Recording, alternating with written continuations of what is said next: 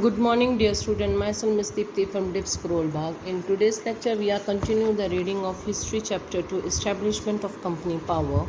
And in today's lecture, we are going to read about the Battle of Buxar in 1764.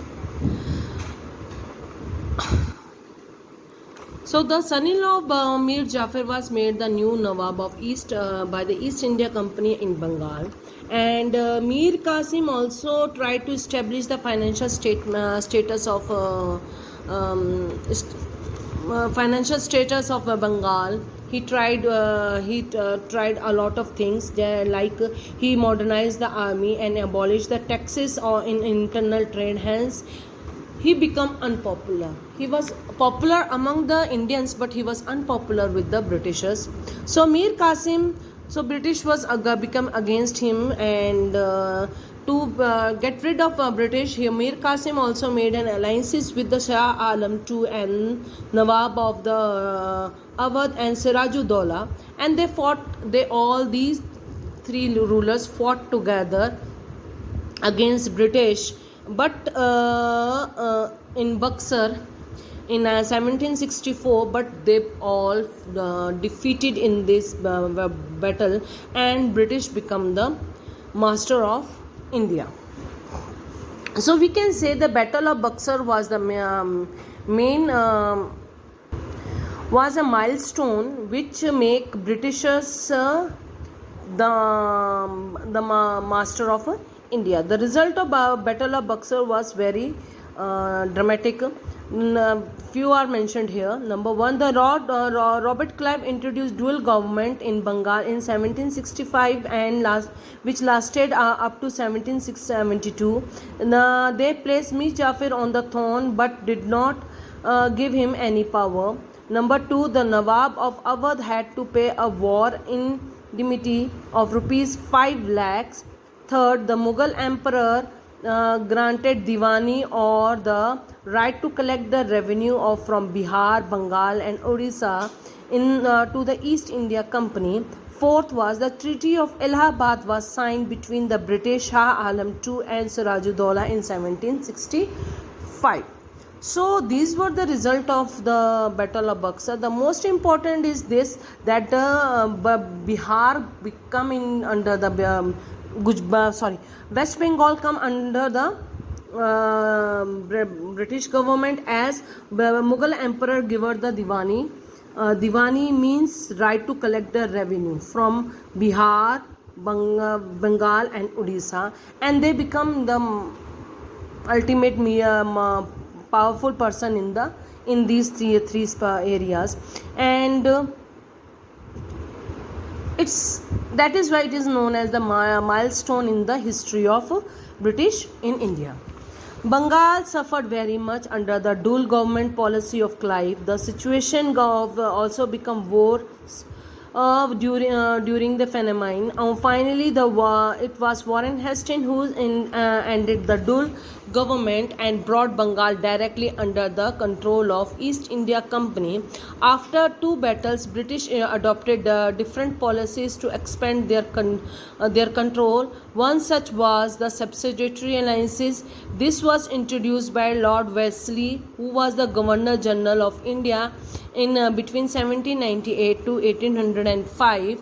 According to this policy, King must maintain the army of British at his cost. Number two, all British resident in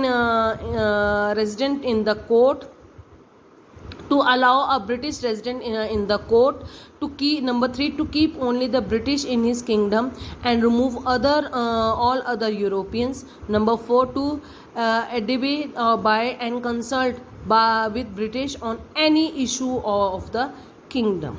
So subsidiary alliances, this alliances was made by the Indian rulers, in which they were told that they have to kept in British army on their own cost. They have their army, but they have to kept in British you can send a regiment in their army on their own cost. Number two, they allow a British resident to in his court.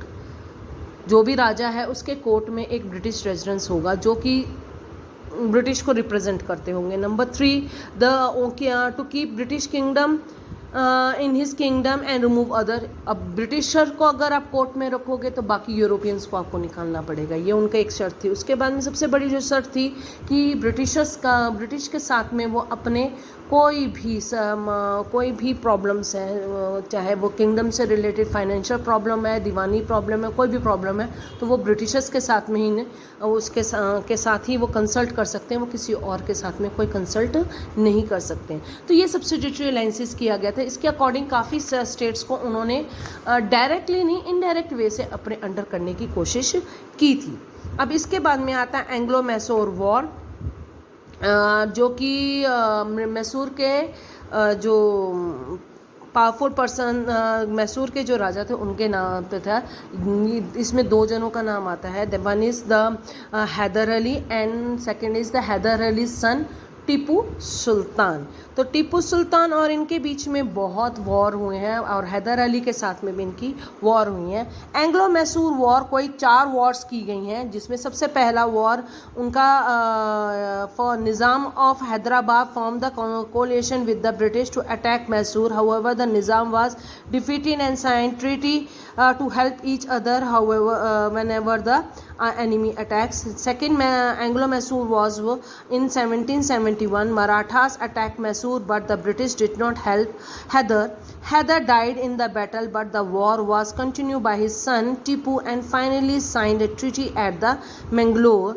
And third Anglo-Mysore war was when the Tipu developed a restricted spice trade with the French and broke out with the British. Lord Cornwallis defeated Tipu and Tipu lost his dominance and had to give a large part of territory to British and also pay a huge fine, and 2 of his sons were taken as an hostage.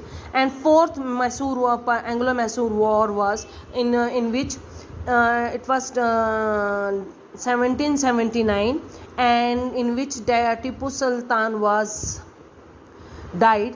Tipu rejected the proposal of subsidiary alliances, hence the British under the Lord Wellesley declared the war. Tipu died at Srirangapatnam in 1799. The British annexed the territories and placed them with the Wanderers. A part of it was given to the Nizam of Hyderabad.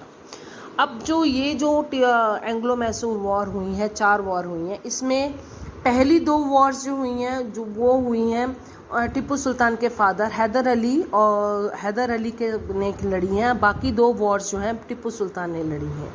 ठीक है, तो ये इनका भी मतलब कि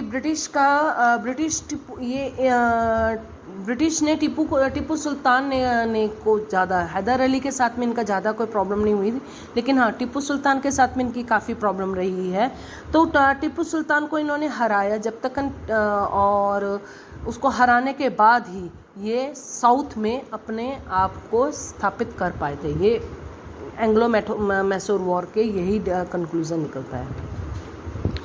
ठीक है, and next we are the Marathas war, and in next lecture we are going to read about the Maratha wars and other wars. Thank you very much. Have a nice day. Stay home, stay healthy. See you soon.